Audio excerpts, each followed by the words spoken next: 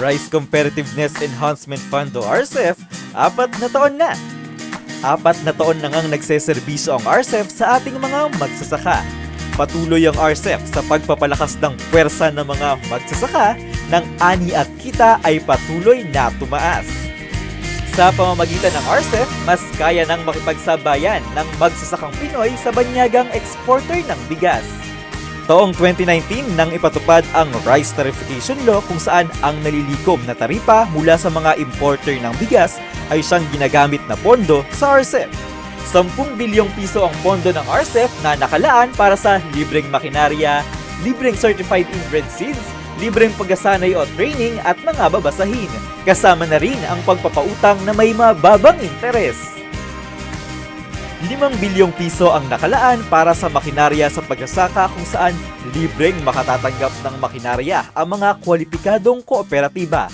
Alam mo bang sa paggamit ng makinarya sa pagpapalayan ay maaaring mapababa ng hanggang 3 piso kada kilo ang gastusin. Laking tipid na, ginahawa pa sa magsasaka. 3 bilyong piso naman ang nakalaan para sa pamimigay ng Certified Inbred Seeds. Sa paggamit ng Certified Inbred Seeds, inaasahang may 10% dagdag ani basta tama ang pamamahala mula sa pagpili ng binhi hanggang pagsisinop ng ani. Ibig sabihin, sa bawat 100 sakong ani, maaaring may dagdag na 10 sako pa. Samantala, 1 bilyong piso naman ang nakalaan para sa pagpapalawak ng kaalaman ng mga magsasaka at extension workers. May libreng mga patraining, babasahin, information caravans, at iba pa ng patuloy na magabayan ang ating pagsasaka.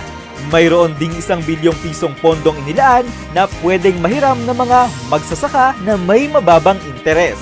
Sa mas pinababang interes, tiyak nang may panggastos sa pagpapalayan na hindi masakit sa bulsa. Kaya naman, hangad ng RCEF na patuloy na mapalakas pa ang mga magsasaka. Basta serbisyong RCEF, tiyak na maaasahan.